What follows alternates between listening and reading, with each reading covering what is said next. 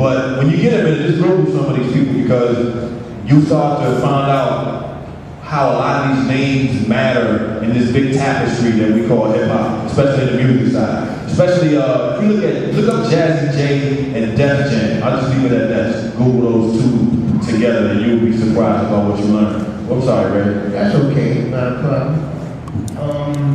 So as Bam put me down, now Bam was the type of person that he was known, or he was an ex-gang member, and then after that died out, he had formed a crew for the organization after a year that died out, and during, I don't know what point of time while he was in school, from what I learned, he had won a contest to go to Africa.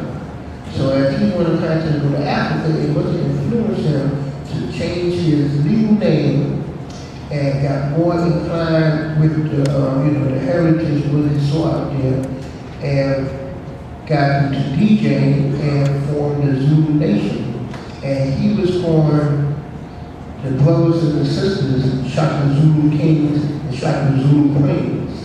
And they was, some of them was ex-gang members or people from another neighborhood or whatever, became break dancers or enforcers or whatever it is. And that's how he formed the Zulu Nation, formed out of Bronxville projects.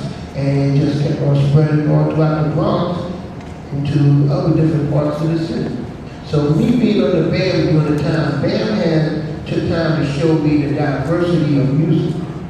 Show me that you don't have to always play just what you hear on the radio, or just don't have to be just urban sound, which is soul or R&B or disco. Try to learn the other different sounds. So he opened me up to some rock and roll, some alternative sounds, some all different genres of music. But we was always playing small portions of breakbeats. So when bands used to have Jazzy and I do, we used to just stand in front of the turntables, get ready to play, but he'll put the records on there, and we'll start rocking them. Some of the records, we don't even know the name of them. Right. The name of the record. But we knew where to put the needle at and start rocking it, and we rocking it. The MCs that the people call rappers today would be on the mic and recite. Now, Bam used to have a large crew. It used to be like 3 DJs and 10 MCs. A lot of people like, 10 MCs, and that's how Bam was. If he liked you, he put you on. I remember it was nice that, and we didn't make that much money, rest in peace of my man Monk. He used to send Monk to White Castle, and everybody had White Castle money. But we was happy what we was doing. Right. So that's how that became on that one. That's what it is. Hey, first, play that next jam for me real quick.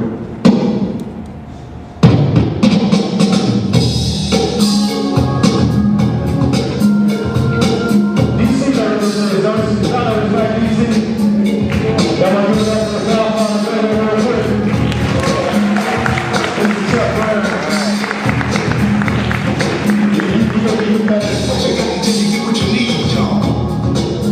All right.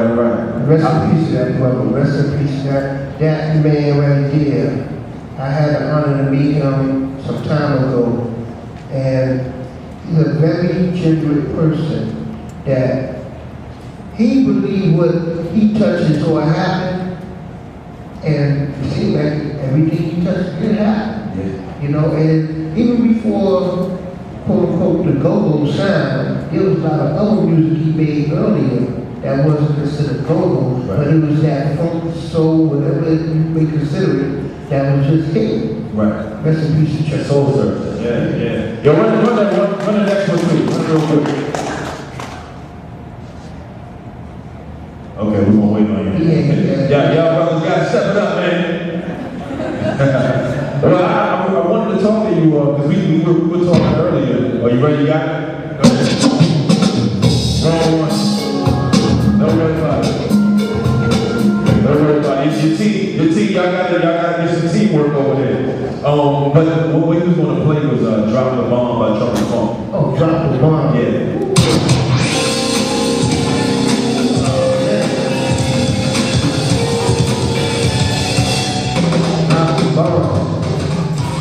You good. All right, so yeah, y'all make sure y'all stay on point. I won't have to come last y'all up over there.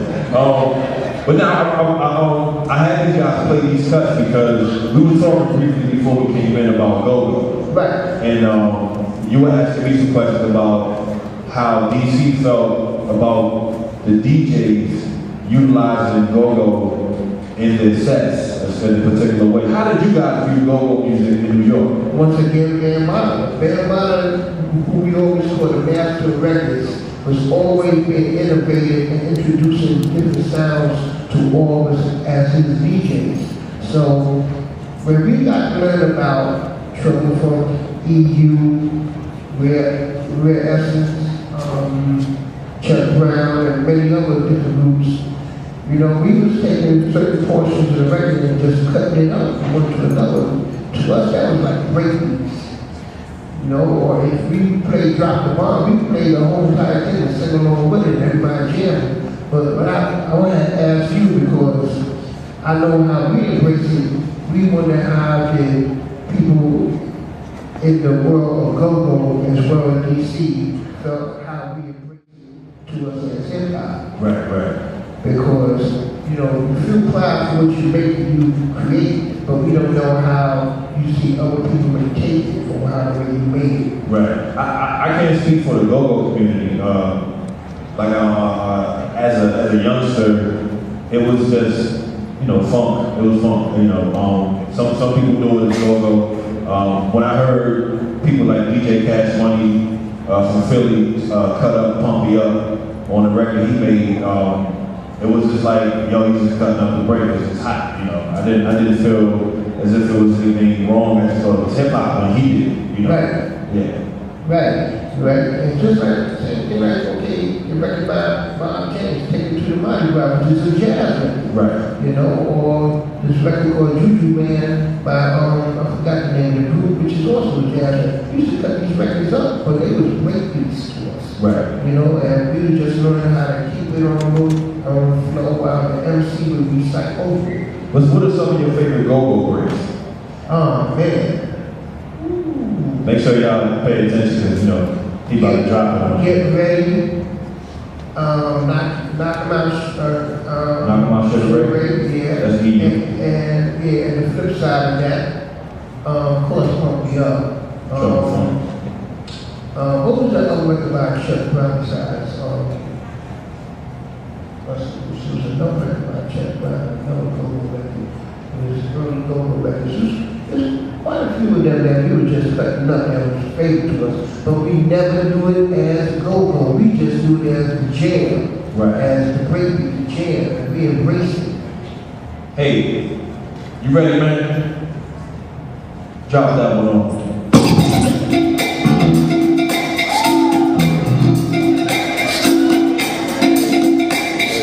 Y'all recognize that? Y'all get up and dance if you want. Now, I see some guys and girls sitting at the table together. You can grab their hands, don't sit on a little bit. You cut. I always wanted to know, how did you guys from the Bronx, but you from Harlem, but you ran with the Bronx crew. How did you guys feel like when you heard what you did in the parks with other records become a commercial commodity?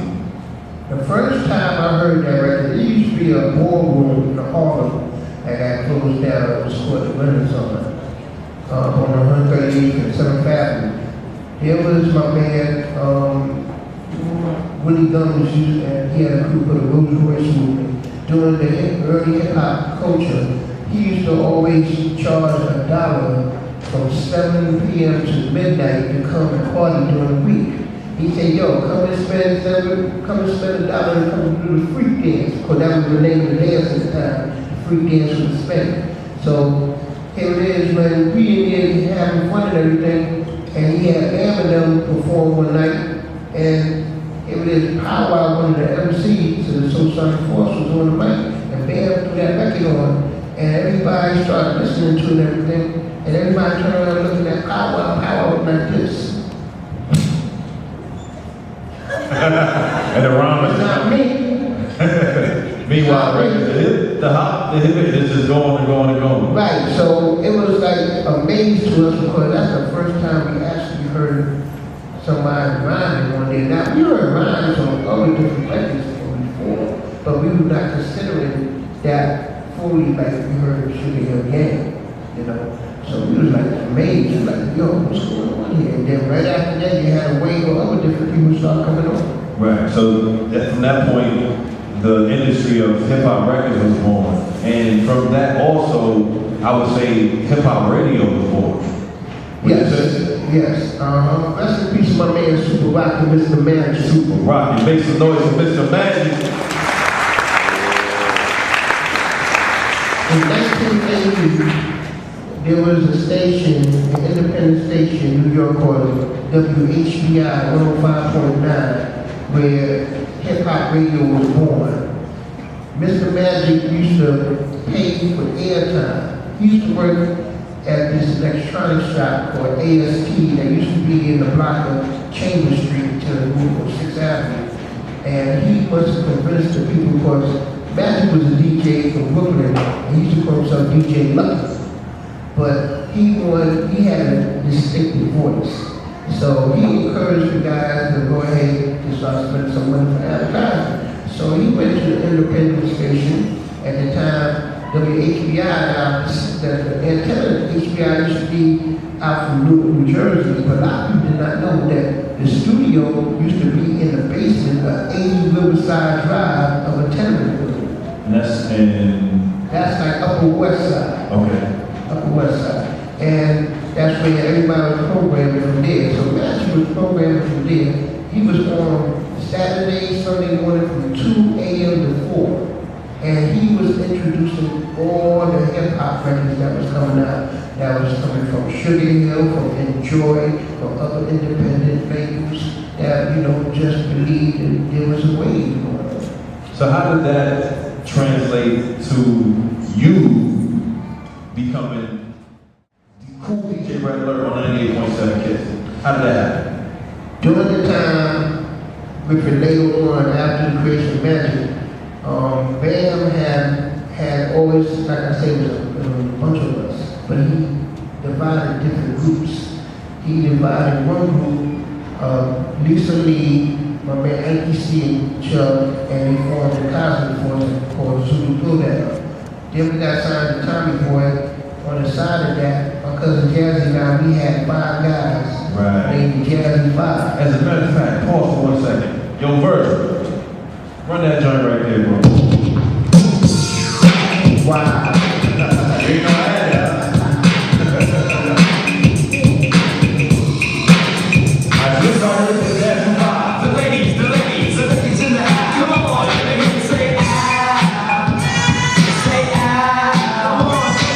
The boys in the house. The boys in the house. Come on, let me hear you say. I just wanted to throw that out there. Yes, so after that, then here it is, Bam took 3 individuals from the group and formed a record that I feel changed the sound of music in 82, and that was Planet Rock. You got this.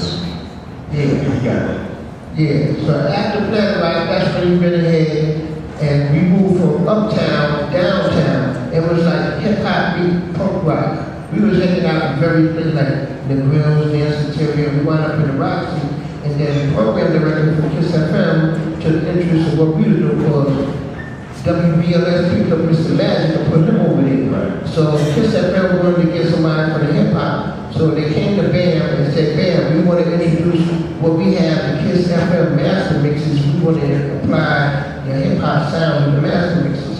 The first person they went after was my man Africa Islam, that I used to do a show with him on HBI called Zulu Beats. Islam missed a couple of appointments, so they went after my cousin Jazzy J. Jazzy did it for a couple of months. Now, he wasn't getting paid for it, he was getting major exposure for club gigs in the studio, but he turned it down. So then they said, you got anybody else? So that's when they exposed me, and that was October 1983. Right. I went the first 3 months without a dime from the station, but was getting notoriety, getting gigs and everything. And by the time of 84, my first paycheck for each mix was just $100.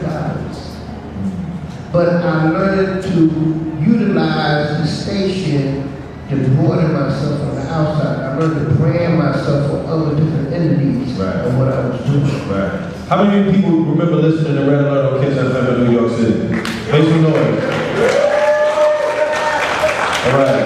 So Kiss FM is no longer around. It's now merged with WBLS. Yeah, well, 98.7 Kiss FM after 30 years is out the pocket now. It's no longer around to dissolve. The company that owned ESPN and Disney have bought it out, and now it is 98.7 WESPN. Wow. Rest in peace. Rest in peace. I will say this much though. You talk about Zulu Nation and how that had the power to put you in position to do radio as well as influence music and hip hop culture, because you talk about how Bam took his philosophy for hip hop and expanded it through the boroughs and eventually made it around the world. You also took that same spirit and took other folks under your wing the same way Bam took you under his wing. Yeah, well, first I'm gonna tell you, I was pretty stubborn in my own way, because number one, when you on the major station, you have everybody after you want to play your records. Right. I had to learn to narrow down to play what I feel sounds good. That's the way I did it. I didn't play politics, I didn't play favorites, I played what I believe sounded good. That's what the DJ's supposed to do. I mean, you couldn't buy me, you couldn't persuade me, you couldn't accept me, because this is my job, this is my belief, this is what I choose that I feel I'm more appropriate. So I used to go ahead and be, I used to introduce so many different sounds and mesh it together, because that's the way I had learned from Bam. It may be me coming from the hip hop, but I learned to mix a little bit of everything. I mixed some R&B, some Caribbean, some new wave, some pop, some funk. I learned to make it sound like one complete show, because one thing I learned, when you got major radio, you got to do all different walks of life listening. So you may have some underground, but you may have some commercial. You're going to combine the elements to let everybody be pleased. Right, right. That's what I did. Right. So I guess my line of question was leading towards, how did you first get in position to form alliances with people like KRS-One or mentor your nephew Mike G, who eventually formed the Jungle Brothers? First, eventually formed the KRS-One, here it is. Rest in peace, my man Scott Rock. Scott Rock and I was very good friends from the past, and we used to DJ at a club called Broadway International in Harlem. So he used to always come to me wondering, what can I do to break in? It used to be him and Chris, and he was a counselor at a men's shelter that Chris was at, and they wanted to go for him, make a record. So they made one record which is called Success is the Word. That was on Sleeping Bag. Here it is, he got played on Magic Show. Magic just is so bad that the label dropped the group. Wow. Dropped the group, so here it is. At that time, Marty had his crew, the Juice Crew, and Sham made a record called The Bridge. Here it is, as angry as Scott and Chris is, they went and joined with Rock Candy Records and formed Boogie Down Production, and when they recorded this record, one take for I think like $50, and then I never forget the first time they handed it to my man DJ Raul in the back quarters, Celebrity Tuesdays. I heard it, I like, no, this is crazy. And they handed me, it was an acetate, the acetate was like hard plate. Right. So they handed it to me, and this is for you, and that's when I played it on the radio. That was the South Bronx. South Bronx. And then after that, you mentored your nephew Mike G, and the Jungle Brothers came forth. Mm-hmm. And miraculously, as a youth, I became hooked on that whole JB's flavor, and they introduced Q-Tip. Right. How that became, my nephew used to always come to me and say, yo, man, me and my crew want to make a record. I didn't believe them. I think it was a job because they knew what I was doing. And then there's my man Tony D used to have a group called Bad Boys that made a record for Inspector Gadget. So, Those records. yeah, so, right. So here it is. Tony P said, yo, man, I just built a studio in my house, so you know, you got anybody you want to bring over to record, bring them over. So I thought about my nephew. I said, yo, Mike, you sure you're ready? So he got him, he got Africa, that was known as Shazam at the time. They went there and they recorded. And they did, the first record was from a saying, an old saying that my older brother used to say. You know, my brother was known for the acronyms and abbreviations that I picked up from. And when he talked about, you know, the girls, he said, yeah, you know, they're gymnastics, you know, they're gymnastics. So Mike and Africa wrote a record about it and came out with gymnastics. Right. And here it is. They started introducing other people affiliated with them because they all went to Mary Birchall. Okay. High school. You know, Mary Birchall High School had to do with everybody there. We had members of the Jungle Brothers, members of the Tribe Called Quest, and also members of the X-Clan. So here it is. When Jungle Brothers came out with their album, that was an introduction to Q-Tip when he was on the song Black is Black. And also on the B-side of Straight Out the Jungle single was a record called The Promo, which actually was a promo for my show. Wow. And that was an introduction. And then at the same time, when Jungle Brothers came out, that was the same time when De La Soul came out. And they caught each other vibe and in association with each other. So that's one thing. And De La was on Tommy Boy. I was real cool with my man Mark the 45 King. You know, he used to always bring me the beats. And I play all his beats.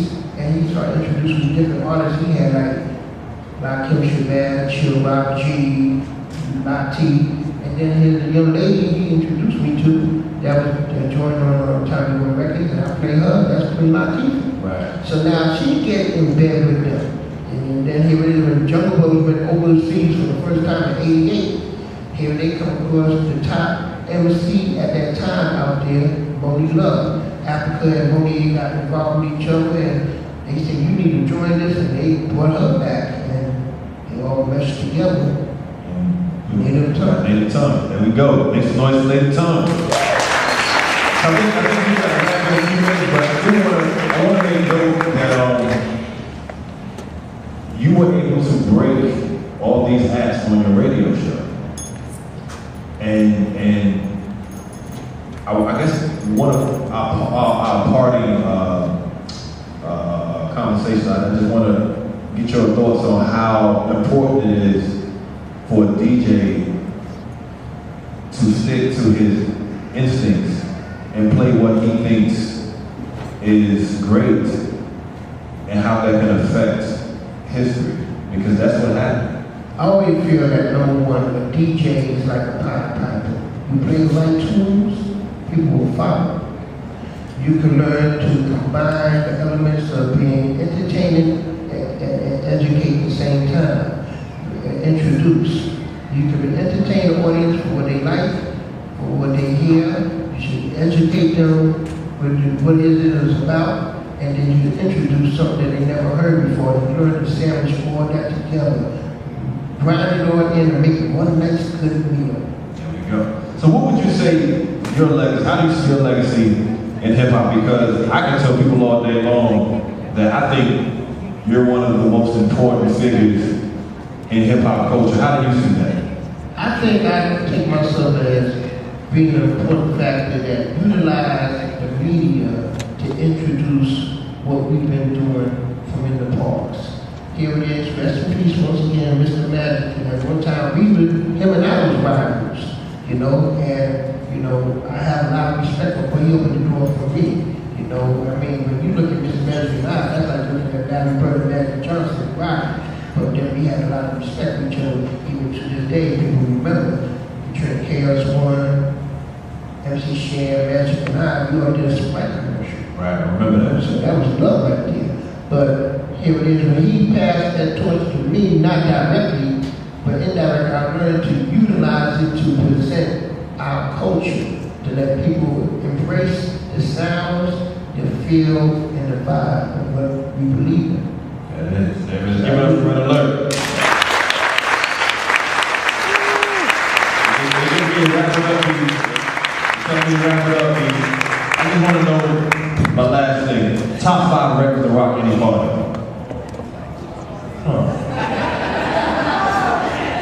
I'm gonna tell you God's truth. I never ever had in mind nothing as a top 5, top 3, top 10, top nothing. If I don't like it, I don't like it, that's it. I never really do that kind of stuff. You come across so much music, it's hard to narrow down after thousands and thousands of records. So, no, if I like it, I like it. No secrets being told today. I got to do it one more time for the Poopoo Master, the Drop Master, the Poopoo Man, Uncle Red, Boom, DJ Red. Thank you. And I'm going to thank everybody that's been preparing me throughout the years of what I've been doing on radio and anywhere else. I thank you. I appreciate it. Thank you.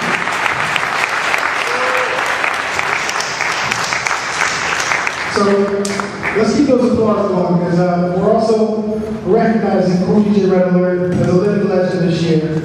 It's a brand new award. And we're really proud and joyful to be here. When all the other pioneers who come, he's going to stay around for for an hour or so, be able to talk to folks out in the lobby. So take this opportunity to talk to them. We're getting ready to transition, but Red, we want to present you with this award. Thank you so much for all that you've done for hip hop.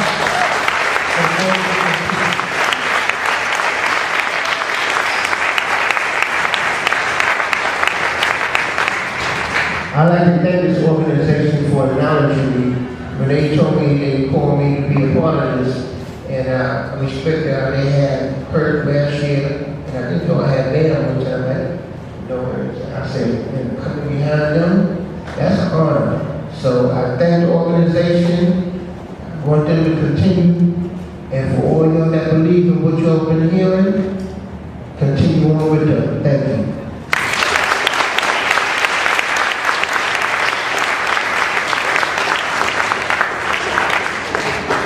All right, so we're about to go into transition. So if you're Bethany